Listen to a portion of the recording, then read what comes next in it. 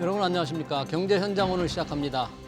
여야가 오랜만에 한 목소리를 냈습니다. 바로 사회 기반 시설과 국가 연구개발 사업의 예비 타당성 조사 문턱을 낮춘 건데요.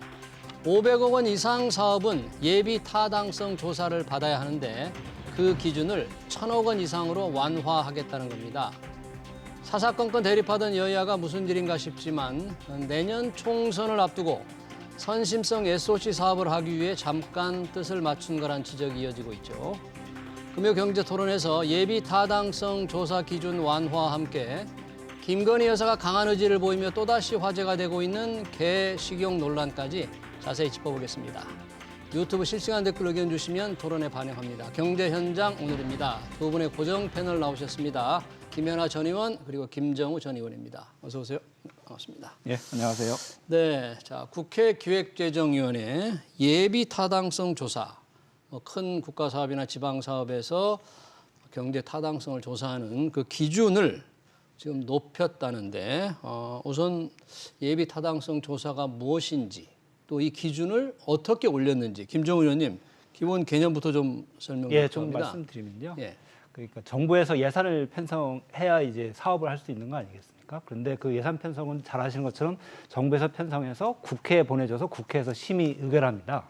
그런데 이제 정부에서 편성할 때는 기획재정부 주도로 하게 되는데 그런데 편성하는 과정에서 기획재정부가 이게 사업에 타당한지 아닌지 그 판단을 하기 어려우니까 전문기관에 맡겨서 KDI나 이런 데 맡겨서 예. 타당성 검토를 합니다. 사전에. 타당성 검토를. 그것을 이제 예비 타당성 검토 제도라고 하는데요. 예. 대규모 공사 사업이라든지 예. 그런 거에서 예산 규모가 500억이 넘어가고 그중에 국가 재정이 300억 이상이 투입되는 사업에 대해서 타당성 검토를 해서 거기서 통과해야만 기재부를 통과해서 편성이 됩니다. 그래야 국회까지 갑니다. 미리 경제에 할 만한가 아닌가를 조사를 먼저 한다, 이제 검토를 하는 겁니다. 예. 거기를 통과를 못하면 아예 기획재정부를 통과 못하게 되는 거니까 국회도 못 가게 되는 것이죠. 그런데 그 기준을 조금 전에 말씀드린 것처럼 전체 예산 규모가 500억, 그중에 국가가 지원하는 게 300억. 이던 것을 이번에 국회 기획재정위원회 경제재정 소위에서 통과시킨 것은 예.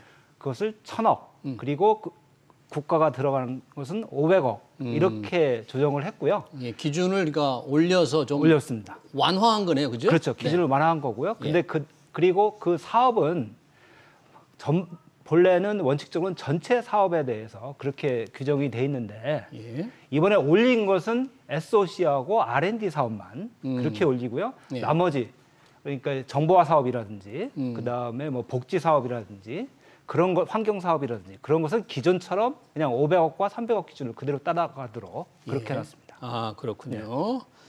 사회 기반 시설 또는 연구개발 사업은 1,000억 이상. 네, 전체 그건 1,000억 규모. 이상. 또 정부 중앙정부가 들어간 거는 500억 이상. 네. 자, 그러면 우선 여야가 제가 모두에 좀 말씀을 드렸습니다. 모처럼 이렇게 합의를 해서 법을 일단 소위 상태니까 아직 최종 통과된 건 아니지만 왜 이렇게 올리게 된 겁니까? 왜 완화한 겁니까? 이게? 그러니까 너무나 갑자기 국민들께서 여야가 이게 예. 무슨 속셈이지 이렇게 그러니까요. 뜻이 맞나 이래서 예. 놀라시는 그럴 리가 것 없는데. 같은데요. 예. 그렇죠. 예. 예. 근데 이유가 있는 게 이게 이제 국회의원들이 재정 사업을 끌어올 때 가장 걸림돌이 되는 게 바로 이 예타 부분입니다. 예비 타당성 조사를 통과하기도 쉽지 않고 또 시간도 오래 걸리고 이러다 보니까 지역에서는 이걸 좀 면제하는 방법이 없냐라고 해서 사실 굉장히 민원이 많았고 문재인 정부 때 국가 균형 발전의 일환으로서 몇 개 지역마다 예타를 또 면제한 사업들도 있었습니다. 별도 사업으로? 네, 그래서 이제 예타 면제되는 사업을 정하고 나니까 모든 사람들이 예타에 대해서 약간 뭔가 완화되기를 또 예타를 피해갈 수 있기를 바라는 그런 마음이 있었고요. 예. 또 이 예타의 500억 기준이라는 것이 예. 1999년에 만들어진 기준입니다. 1999년? 네, 지금 이제 횟수로 24년이 지났죠. 물가가 엄청 올랐고 또 우리가 이런 대형 SOC 사업의 규모도 굉장히 커졌기 때문에 예. 사실은 이 기준이 현실에 맞느냐 또 좀 완화해야 된다라는 것은 오래전부터 있었던 일이고 20대 국회에서도 네. 있었습니다. 이번에 보니까 2021년, 22년 예비타당성 조사 대상 사업의 그 금액을 보니까 예. 한 총 43건이 집계가 되는데 그중에서 500억에서 1,000억 미만은 6건밖에 되지 않더라고요. 예, 그리고 1,000억 이상인 것이 이제 1,000억에서 2,000억 1,000억 네. 이상, 2,000억 미만이 12건, 네. 가장 많았던 게 3,000억 이상입니다. 그러면 이제 대규모 사업에서 사실은 굉장히 수천억대 사업이라는 게 이제 보편화되어 있는 거니까 여야 입장에서는 요거에 조금 숨통을 틔워주면서 그동안 각 지역의 민원이었던 것들에 대한 것도 좀 해소할 수 있으면서 그러나 여기서 분명히 짚고 넘어가야 네. 되는 건 예타 기준이 낮아진 거지 좀 허들이 느슨해진 거지 예타를 면제한 건 아닙니다. 면제한 건 아니다. 그러니까 뭐 이 부분에 있어서는 일정 부분 여야 공이 지역 민원에 좀 해결할 수 있는 포인트가 됐던 게 아닌가라는 생각이 들고요. 그렇군요. 네. 다만 이제 지금 국가 재정이 여러 가지 어렵다는 얘기를 하게 되면서 결국 좀 예타에 대한 허들을 좀 낮췄으면 이참에 이제 국가 재정 준칙도 함께 좀 통과했더라면 국가 재정 준칙. 그러니까 이제 너무 부채를 늘리지 못하게 이제 국가 재정에서의 부채 관리를 하는 것을 이제 법에다가 못 박자고 하는 건데 예. 이런 것들을 좀 같이 통과시켰으면 국민들에게 설득하는 데는 좀 도움이 되지 않았을까. 근데 이제 이게 국가 재정 준칙은 이번에 통과가 안 된 상태에서 예비 타당성 조사만 지금 막 이대 없이 여야가 막 하나도 반대도 안 하고 통과하고 나니까 국민들의 시선이 약간 예. 곱게 보시지 않는 것 같아요. 특히 이제 그러니까요. 언론에서 예. 이거 뭐지? 뭐 특별하게 총선 특히 내년에 총선이 있다 보니까 예. 총선 앞두고 예비 타당성을 갖고 뭔가 표를 구할 게 맞나 이렇게 의심하시는 것 같는데 반은 맞고 또 제가 말씀드리는 것처럼 반은 이게 오래된 일종의 좀 규제 완화의 하나의 대상이었다. 이렇게 말씀드리고 싶습니다. 그러니까 예비 타당성 조사 기준 금액이 정해진 게 좀 오래됐다. 한 네. 24년이나 흘렀기 때문에 그간의 경제 규모도 커지고 물가도 올라서 조금 반영할 필요는 완화할 필요는 있지만 국가 재정 준칙 말씀하신 대로 함께 논의하려고 하다가 지금 그거는 보류해 놓은 거잖아요. 예, 국가 재정 준칙. 예. 이 같은 법안에 들어갈 내용일 것 같은데 우선 국가 재정 준칙은 뭔지 근데 왜 그 부분은 서로 얘기를 하다가 쏙 빠뜨렸는지 왜 그런 거예요? 국가 재정 준칙은 이제 국가 부채를 일정 비율로 관리를 하자. 나라별로 그거에- 일정 예, 나라별로 비율이죠. 그걸 관리를 하자는 내용입니다. 근데 예. 그거에 대해서 지금 민주당에서는 필요성에는 동감을 하지만 지금 이 코로나 이후에 또 고물가, 고환율 이러한 상황에서 국민들이 어려운 상황에서 적극적인 재정의 역할이 필요한데 굳이 지금 논의할 필요가 있겠느냐. 이것이 하나가 있고요. 또 하나는 또 하나는 향후에 이제 지금 국가 부채 규모가 우리나라 이제 부채 규모가 많다고 하는데 실제 다른 나라하고 비교하면 그렇게 많지가 않거든요. 우리나라가 GDP 대비 한 40% 후반대고 미국이나 그쪽은 100%가 넘고. 우리나라 국가 채무의 비율이. 네. 그래서 그 선진국에 비해서 국가 채무의 비율도 좀 안정적이고 또한 이러한 재정 준칙이 법에 넣지 않더라도 지금 국가 재정 운영 계획이라고 5년마다 연동 계획을 세우는 게 있습니다. 거기에 국회에 그 부채 관리 계획을 보고하도록 되어 있습니다. 그래서 국회에서 실질적으로 그러한 것을 보고받고 기재부라든지 정부에 또한 인풋을 줄 수 있기 때문에 충분한 메커니즘이 있기 때문에 굳이 지금 그걸 논의할 필요가 없다 해서 이제 논의 안 한 거고요. 저는 이번에 또 재밌게 좀 본 것이 예타 기준을 조정하는 것과 관련해서 그동안 기획재정부가 계속 반대를 했었거든요. 이거 예타 기준을 500억에서 1,000억으로 올리는 거에 대해서 반대를 해왔어요? 그렇습니다. 저도 이제 20대 때 국회 기획재정이 있지 않았습니까? 그래서 저도 이제 여당 간사를 하고 그랬는데 그때 보면 기획재정부는 다 반대를 하고 그래서 이제 그때도 여야가 일치가 됐는데 기재부 반대로 통과를 못 시킨 법안이에요. 그때도 여야가 짝짝꿍 해가지고 올리려고 했는데 짝짝꿍이라고 뭐 합의가 됐었는데 합의를 해서 정부가 워낙 반대를 해서 그때는 못했던 건데 이번에는 좀 기재부의 입장이 바뀐 거거든요. 그걸 잘 모르겠더라고요. 왜 바뀌었을까요? 뭐 제 내피셜이지만 우리 부총리가 또 정치 또 주경호 재선 부총리께서. 재선 출신이고 해서 그 정부의 입장도 고려하면서 또 정치권의 입장도 고려한 것이 아닌가 이런 생각을 해보는데요. 이번에 소위에서 통과된 법안이 기획재정부의 원안입니다. 기획재정부 원안은 아닙니다. 아까도 말씀드린 것처럼 그 한도를 500억에서 1,000억으로 올리되 그 사업은 그 적용되는 사업은 SOC하고 그리고 R&D로 한정했고 나머지는 그대로 500억을 지속하기로 한 거거든요. 그 부분에 또 방점을 둬서 그런 식으로 여야가 좀 타협한 것 같고요. 그렇군요. 네. 기획재정부가 왜 바뀌었는지 마음을 바꿨는지는 제가 한번 추경호 부총리한테 나중에 한번 물어보기로 하겠습니다. 근데 국가 재정 준칙, 나라 빚을 조금 철저히 관리하는 국가재정법에 이런 재정 준칙을 법제화하자는 거는 국민의힘에서 계속 주장을 했잖아요. 네네. 그러니까 주장을 계속 해왔으니까 요번에 예타 기준 완화를 얘기할 때 꼭 이걸 받아들이고 통과시키려고 했어야 되는데 왜 야당을 설득하지 못했나요? 야당이 뭐 다른 걸 요구했나요? 네, 이제 뭐 혹시나 했더니 역시나 야당이 그냥 순수하게 이걸 응해주는 게 아니라 사회적 경제법을 좀 물고 들어온 것 같습니다. 사회적 경제법이라는 네. 건 또 무슨? 이제 민주당이 강력하게 요구하는 예. 건데요. 예. 그러니까 정부가 구매하는 여러 가지 재화 서비스 중에서 한 최고 10% 정도를 이 사회적 기업에게 사주도록. 의무적으로 사주도록 우리가 옛날에 중소기업 업체 물건을 강제로 사는 것처럼 의무적으로 사도록. 네, 그거를 이제 이번에 담는 내용을 담았는데 예. 이제 솔직히 말씀드리자면 국민의힘에서는 사회적 기업이 운동권의 지대 추구의 플랫폼이다 이렇게 보시는 분들이 많습니다. 운동권에 네. 운동권 분에 계셨던 분들이 많이 사회적 기업을 한다. 네, 그런, 그리고 이제 이게 정부가 일정 비율을 사주게 되면 사실은 뭐 자기 노력 없이 판매 통로가 열리는 거 아닙니까? 그런 거죠. 예, 이 그러면 판매하기 위해서 경쟁이 치열한데 네, 10%를 의무적으로 네. 사준다. 그리고 또 요즘 워낙 중소기업도 어렵고 한데 그런 측면에 있어서 국민의힘 측에서는 이 법에 굉장히 많이 반대를 해왔고요. 근데 이제 재정 준칙을 두고 민주당이 사회적 경제법을 같이 끼워 넣게 하자 이제 여기에서 합의가 불발된 것으로 알고 있습니다. 조건을 달았군요. 네. 재정 준칙 법제화하려면 네. 사회적 경제 기본법을 네. 통과시키자. 네, 네, 그렇습니다. 민주당은 이걸 꼭 지금 고집하고 있는 사회적 경제 기본법 그 필요성을 어떻게 주장을 하고 있는 겁니까? 이건? 우선 사회적 기본법이라는 것이 예. 맨 처음에 발의된 게 2014년입니다. 누군지 아십니까? 그 2014년? 유승민 의원이 유승민 의원, 예. 전 의원 지금 이제 그 당시 새누리당 국회의원이 유승민 의원이 발의를 했었고요. 그러니까 그거와 이제 운동권과의 관계는 뭐 특별한 관계가 없을 것 같고요. 근데 사회적 기업이라는 게 지금 야당에서 반대하는 이유는 사회적이라는 표현 때문에 많이들 반대하세요. 저도 이제 20대 국회 때도 이거 논의해서 이제 야당 국회의원들 사실 사회적 기업이라는 게 조금 뭐가 모호하기도 해요. 좀 설명을 좀 뭐가 드릴까요? 사회적 기업? 설명 좀 예, 부탁드립니다. 저희가 이제 예전에 경제학 예. 공부하실 때 보면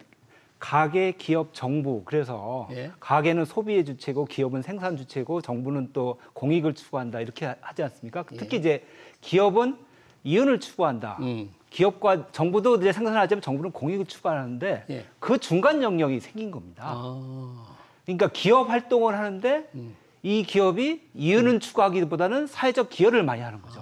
공익을 장애인을 위해서. 많이 공익을 위해서 국가적 이익을 위해서 추구하다 보니까 취약계층을 돕거나. 취약계층을 돕거나 취약계층 장애인을 채용하거나 그런 식으로 하다 보니까 이게 제3섹터 영역이 새로 생긴 겁니다. 그래서 이 영역을 이름 붙이기를 OECD나 이런 데서 제3지대 그래서 사회적이라는 표현을 쓴 겁니다. 그렇다고 사회적? 국가적이라는 표현을 쓰기 뭐하니까. 사회적 예, 기업이다. 예, 그래서 사회적 기업이라는 용어를 쓴 겁니다. 예. 그러니까 그 사회주의라든지 그거하고 전혀 상관이 없는데 당시 야당 국민의힘 쪽에서 보면 야 이거 뭐 빨갱이법 아니야 뭐 이런 식으로 표현하시는 전혀 그거 아니고요. 그렇게 좀 생각할 수도 있겠어요. 예, 사회적 그렇게 기업이니까. 오해를 용어 때문에. 그런데 그렇다고 그거를 뭐 국가기업 이렇게 하기도 정부 기업 하기도 예. 뭐하지 않습니까? 그런 건데 이 사회적 기업의 주요 내용은 예. 아까도 말씀드린 이제 김 의원님 말씀드린 의무 구매 그것도 있지만 예. 지금도 협동조합법이라든지 그다음에 자활기업법이라든지 각 법에 사회적 기업에 관한 법이 한 4개 정도 됩니다. 그것을 전체 통화라는 기본법을 하나 만들고요. 예. 그거에 대해서 지금 지원할 수 있는 체계적으로 관리할 수 있는 한 3만 5천 개 정도 되는데 사회적 기업이 예. 많네요. 네, 그런 것을 만드는 거고요. 그다음에 의무 구매 비율은 지금도 장애인 고용 기업이라든지 그런 걸 의무 구매를 하도록 해 있습니다. 법에 규정이 돼 있는 거고요. 그거를 통괄적으로 거기에 이제 규정하는 거고요. 그다음에 그 퍼센테이지는 뭐 10%나 그런 거는 충분히 이제 조정이 가능한 것이거든요. 예. 예, 그렇기 때문에 이거 가지고 굳이 여야가 그렇게 싸울 필요가 없는 건데 이상하게 민주당에서는 뭐 이제 중점 법안처럼 돼 있고 이게 그다음에 국민의힘에서는 반대하는 이런 법안이 돼 있는 상황이고요. 그렇군요. 그리고 한 가지 좀 말씀드리면 저도 이제 국회에서 있어봤지만 지금 법안을 이렇게 협상하고 할 때 야 이거 해줄게 저거 해줘 뭐 이런 식으로 이제 딜을 하는 패키지 딜을 하는 그런 게 참 좋지 않은 습관인 것 같아요. 예. 여야 할 것 없이. 근데 지금 그렇게 딜을 하려고 하는 거잖아요. 야당이. 예, 그러니까 야당도 그런데 여당도 뭐 마찬가지로 수시로 또 그렇게 요구를 하고 있어서 저도 한번 해보면요. 예전에 저도 이제 여당 간사를 했었으니까 야당 간사 당시 이제 추경호 간사신데 뭐 그러니까 엉뚱한 거 갖고 묶어요.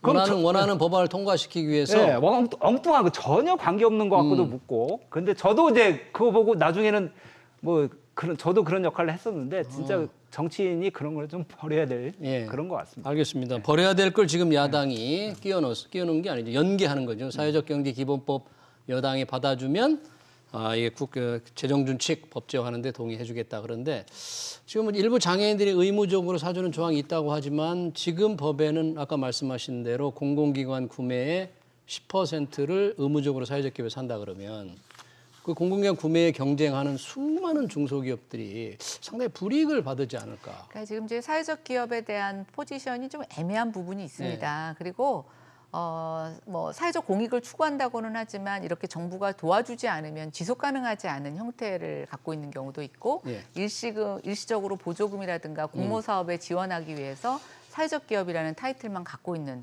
기업체들도 많이 있고요. 그래서 뭐 저는 일부 뭐 우리가 서비스 분야에서 이런 선한 영역, 민간에서의 선한 영역이 좀 등장하는 것이 필요하다고는 생각이 됩니다. 근데 이 부분이 대체적으로 너무 정부 보조금에 의해서 지속되고 유지되는 그런 형태라고 하면은 오히려 공공이 직접 서비스하는 것만큼 못하다는 생각도 들고 있고요. 그다음에 이제 이게 공교롭게도 그렇습니다. 뭐 과거에 운동권 하셨던 분들이 또 여기에 많이 연루되어 있어서 같이 이런 활동들을 많이 하고 계세요. 그러다 보니까 또 반대 진영에서는 그렇게도 해석할 수 있다고 생각이 됩니다. 근데 이제 저는 뭐 법을 끼워넣든 뭐 어쨌든 간에 제발 싸우지 않고 그래도 좀 둘이 한 마음이 돼서 뭘 한다고 하면 국민들이 반기실 것 같아요. 원래 정치라는 게 그런 거 아니겠습니까? 내 거를 다 주장할 수는 없죠. 내 걸 좀 양보하고 상대 거를 좀 들어주는 건데 저는 뭐 이번에 예타 통과가 좀 한편으로는 걱정스러운 면도 있지만 너무 오래간만에 여야가 반대 없이 뭘 했다고 하니까 좀 반가운 측면도 있습니다. 국민들 입장에서는 이제 조금씩 양보해서 그동안 밀렸던 법안들 좀 빨리빨리 통과시키고 해결되지 않은 부분들 해결하는 목소리가 더 크지 않을까라는 생각이 들어서 이 건도 서로 적극적으로 좀 협의해서 양보하고 상대방이 얻을 것들을 주고 우리도 얻을 것을 얻는 그래서 이게 저는 상생이라고 생각하는데 그런 좀 정치력이 필요한 시기라고 생각합니다. 여야가 이제 오랜만에 합의를 한 거니까 뭐 좀 필요하지만 국가 경제를 위해서 하더라도 해야 될 텐데 예비 타당성 조사 관련해서 이게 이제 안 봐도 되는 기준이 올라가잖아요. 과거에 예비 타당성 조사를 받지 않아서 국가 재정이 조금 크게 낭비되거나 이런 사례를 혹시 의원 뭐 여야 관계없이 생각할 수 있는 거니까 대표적인 게 어떤 게 있을까요? 그 전라남도 영암의 F1 경기장 그것이 이제 가장 대표적인 것 같은데요. 그거 한 번만 개최하고 그 외에 이제 다른 용도로 지금 사용되고 있다 이제 이러는데요. 이게 예타의 기능이 이제 크게 두 가지입니다. 아까도 말씀드린 대로 사업을 사전에 걸러내는 기능이 하나가 있고요. 또 하나는 컨설팅 해주는 기능이 하나가 있습니다. 그거는 이제 뭐 교과서에는 안 나오지만, 그러니까 무슨 말씀이냐면 그 사업이 잘 안 될 것 같으면 전문기관에서 KDI나 이런 데서 이거를 이런 식으로 좀 사업 구조를 바꿔봐.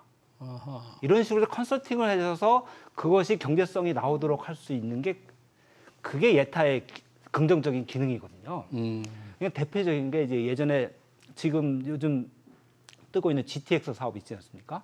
GTX 사업이 맨 처음에 언제 나온 줄 아십니까? 언제 나왔어요? 김문수 경기도지사 김문수 지사. 그때 공약으로 내걸어서 나왔고요. 그다음에 박근혜 대통령 때 국정과제로 채택이 됩니다. 그런데 그동안 예타를 통과를 못하다가 언제 통과했느냐? 문재인 정부 때 통과를 했어요. 그때 이제 제가 이제 경기도 군포니까 거기에 GTX C 노선 지금 노선상이 들어가거든요. 제가 이제 기획재정부하고 이렇게 협의를 하는데 그 GTX C 노선이 본래는 북쪽으로는 의정부, 남쪽으로는 경기도 군포까지 이렇게 연결되는 건데 협의를 하다 보니까 이 타당성이 안 나오는 거예요. 이제 실무적으로 저희랑 계속 협의를 하다 보니까. 그래서 이제 서로 아이디어를 낸 게 그럼 북쪽으로는 의정부에서 양주, 남쪽으로는 군포에서 수원까지 이렇게 사업을 연장해서 해보니까 타당성이 나오고 이용량도 더 많아지니까 컨설팅 기능도 있다 네. 그런 얘기네요. 그렇게 해서 좀 이렇게 컨설팅 기능을 해서 이렇게 해주면 좋은데 그게 좀 약해서 지금 소위 말하는 그 다른 데는 무조건 야 이거 안 된다 이렇게 하면 될 게 아니라 사업이 되게끔 이렇게 해주는 게 중요하거든요. 예. 정치권에서는 또 이런 얘기도 합니다. 일부에서는. 네. 지금 예타 제도가 있는데 그럼 과연 예전에 경부 고속도로 만들 때 많은 반대가 있었는데. 많은 반대가 있었죠. 그때 예타 제도가 있었으면 그 사업이 통과될 수 있었을까? 그건 통과를 못했거든요. 네. 그 당시는 대통령의 결단으로 박정희 결단으로 이렇게 한 거거든요. 예. 그러니까 국가 균형 발전이라든지 경제 발전을 위해서 결단이 필요할 때가 있습니다. 그런 것도 분명히 판단을 해서 조화롭게 해야 될 겁니다. 그러면 최근에 예타 관련 기왕에 한 가지만 더 여쭤보자면 지금 가덕도 신공항 또 대구 경북 새로운 신공항 건설은 다 지금 예타가 예비 타성조사 면제된 거잖아요. 되는 거잖아요. 이건 어떻게 그러면 봐야 될까요? 그러니까 이제 정상적인 방법으로는 예타를 통과하기가 어렵고 그러나 지역에서는 아주 오랜 수건 사업이었던 것들이 이제 쌓이고 쌓이면 결국 정치권이 이런 식의 이제 해결책을 제시하는 경우가 많이 있죠. 근데 저도 이제 김 의원님 얘기하신 것처럼 예타만 갖고 하다 보면은 이 지역에서는 큰 대규모 개발 사업을 할 수 있는 게 아무것도 없습니다. 예, 그래서 사실 일정 부분 예타를 넘어서는 의사결정이 필요하기도 합니다만 또 아까 하신 말씀에 저 깊이 공감하는데 그럼에도 불구하고 이게 한번 사용하고 나서 아니면 지속 가능하게 이 사용량을 늘리고 이것에 대한 활용 가치를 높일 수 있는 컨설팅에 대해서 얼마나 국가가 많은 재원을 투자하고 고민하는지에 대해서는 정말 저는 깊은 반성이 필요하다고 생각합니다. 그러니까 초기에 터들을 갖고 우리가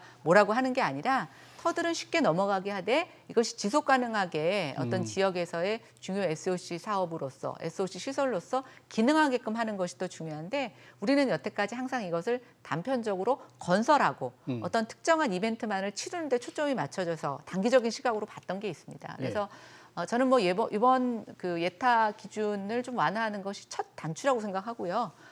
지역균형 발전을 위해서 조금 더 건설적인 예비타당성 조사와 국가 재정에 대한 좀 일종의 좀 지속 가능한 고민 저는 반드시 필요하다고 생각합니다. 이번에 지금 그 기획재정위원회 상임위에 그 소위에서 통과된 거잖아요. 앞으로 어떤 절차를 거치면 이제 법제화가 되는 건지 그리고 재정준칙 반영에 대해서 야당은 어떤 입장으로 이제 앞으로 나올 건지 궁금합니다. 예, 우선 소위를 통과했으니까 이제 기재위 전체 회의에서 이제 의결이 돼야 될 것 같고요. 그때 뭐 정부도 이제 반대를 하지 않으니까 무난히 통과될 전방으로 이제 보여지고요. 재정 준칙과 관련돼서는 아까도 말씀드린 것처럼 지금 현재로서는 그렇게 급한 것이 아니다. 지금. 그런 입장을 뭐 견지하고 있어서요. 뭐 사회적 경제 기본법하고 상관없이 좀 그렇게 다 갈 것 같습니다.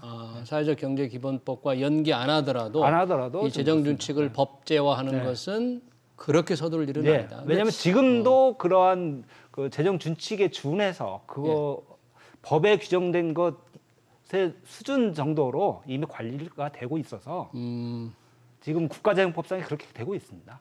그래요? 일반적으로 법에 그것을 퍼센테이지를 명시하는 게 좋을지 아니면 국가재정 운영 계획에 따라서 몇 퍼센트로 관리해 나가는 게 좋을지 그것도 좀 일장일단이 있는 것이거든요.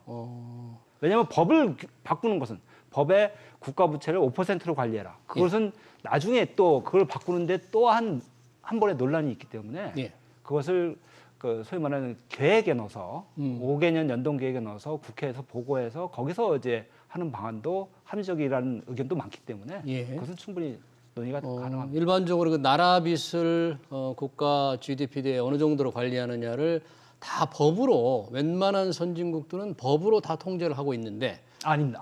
아닙니까? 네, 법으로 통제해야 하는 거 아니고 법으로 있는 데도 있고 그다음에 EU 같은 경우에는 디렉티브로 하고 있고 지침이나 이런 걸로 하고 있고요. 다 좀 다릅니다. 저는 우리나라와 한두 개 정도만 법으로 통제를 안 하고 대부분이 법으로 잘 통제하고 있는 줄 알아요. 그게 법이라는 표현이 아마 이제 그런 이제 시행령이나 그런 것까지 포함해서 그냥 법으로 되는 거고요. 법률이라고 하는 국회에서 통과된 법률로 하는 것은 또 다릅니다. 그렇군요. 그러면 이제 과연 어떻게 될지 요 예타 기준 완화한 것만 재정법에 반영해서 최종적으로 통과될지 재정준칙은 어떻게 할지 조금 지켜보겠습니다. 우리 다음 주제로 넘어가 볼까요? 개식용 문제입니다.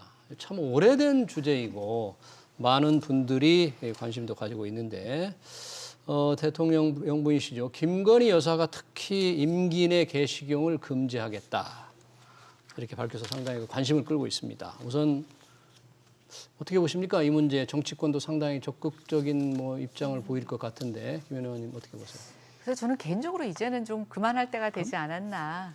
이게 그러니까 법을 만들어야 된다. 그렇죠. 개식용 이제 좀 네. 금지해야 될 때가 아닌가 싶고요. 네. 예전에는 우리가 좀 고단백 음식을 먹을 수 있는 기회가 상대적으로 적어서 예. 이제 그 가정에서 이런 식의 어떤 이런 개식용을 통해서 영양을 보충했다라고 하면은 이제는 그 다른 대안도 굉장히 많고 무엇보다도 저는 이제 한국의 국제적인 위상이 굉장히 높아졌어요. 요즘 예. 이제 최근에 해외에서 한국을 와보고 싶어하는 사람들, 예. 한국을 경험하고 싶어하는 사람들이 무지 많습니다. 그런 세계적인 어떤 흐름으로 봤을 때 우리가 이거를 전통이라고 고수하기에는 이제는 조금 낡은 관습이 아닌가 싶어서 저는 중요한 건 이런 것들은 이렇게 국민적 관심사가 집중이 되고 예. 이야기가 될 때 마무리를 져야 된다고 생각합니다. 그렇지 않으면 이거와 관계된 여러 가지 이권에 연관된 분들, 이것도 생업하고 계신 분들한테 계속 몰맨소리가 나올 거고요.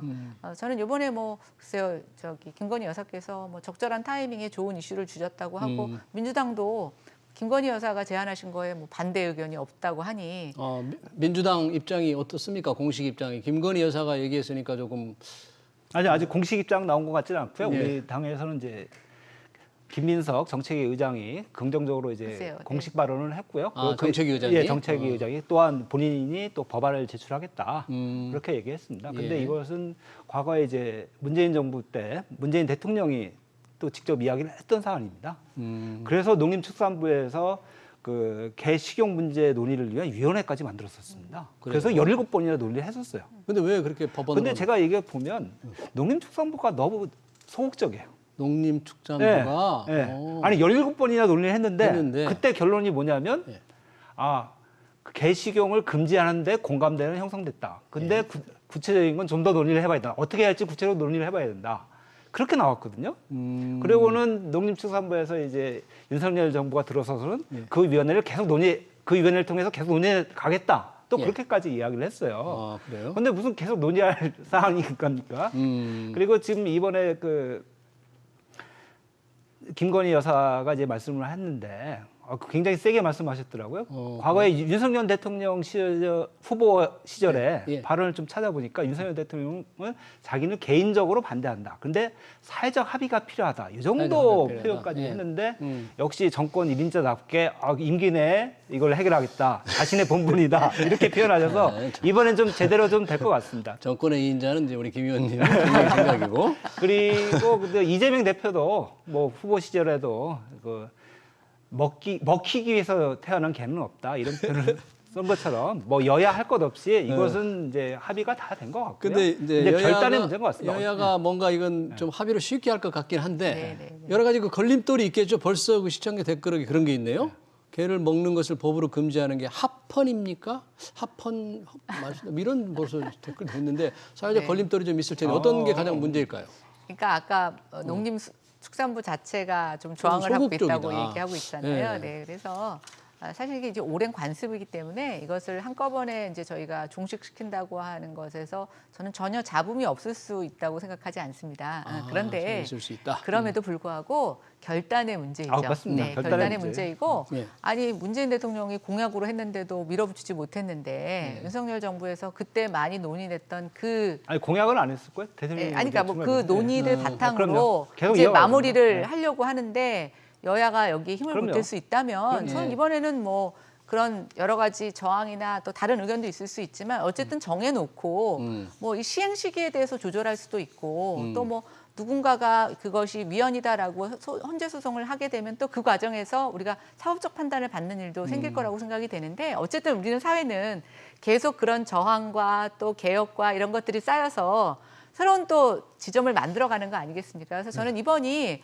이 논의가 이렇게 대통령실에서도 또 여야 모두 다 긍정적으로 받는 타이밍이라면 한번 강하게 추진해 볼 수 있는 적기가 아닐까라는 생각이 듭니다. 근데 개를 키우거나 팔거나 하는 상인들 그런 분들에 대한 뭔가 대대적인 좀 지원도 필요하지 않겠습니까? 만약 금지시킨다면? 그렇죠. 이제 사업을 전환하시는 분들. 왜냐하면 예. 생업을 이제 생업이 포기해야 있을 수 되는 있으니까. 그런 문제가 있어서 예. 그래서 아마 농림축산부하고 그 뒤에 있는 기획재정부가 예산이 들어가니까 예산이 들어가니까. 그래서 이제 제 생각은 예. 그래서 좀 약간 소극적이지 않았나 그런 예. 거 어떻게 할 건가 그런 근데 생각도 해보고요. 과거보다 굉장히 많이 줄어들었어요. 예, 그럼요. 예전에는 대놓고 이렇게 하는 집들이 많았는데 그리고 법으로 먹는 것을 금지한다 이렇게 할 수는 없을 거고요. 예. 아마 이제 도축을 금지한다든지 그러겠죠. 그런 식으로 이제 들어가야 될 네. 겁니다. 예. 네, 잘 알겠습니다. 식용 금지와 예타 기준 완화 관련 금요경제 토론 여기서 마치겠습니다. 지금까지 김현아 전 의원 그리고 김정우 전 의원이었습니다. 두 분 고맙습니다. 고맙습니다.